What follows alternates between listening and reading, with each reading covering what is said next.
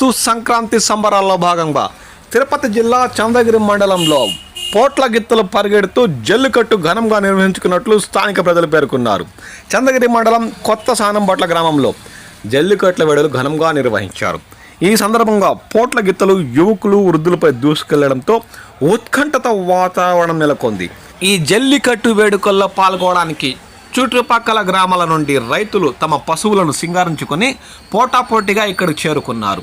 హోరాహోరీ పరుగుల మధ్య ప్రజల ఉత్కంఠభరితమైన వాతావరణం చంద్రగిరి మండలంలో చోటు చేసుకుంది.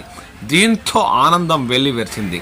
ఈ పోటీల్లో పాల్గొని విజేతలుగా నిలిచిన పశువుల యజమానులకు బహుమతులు కూడా అందజేసినట్లు నిర్వాహకులు పేర్కొన్నారు.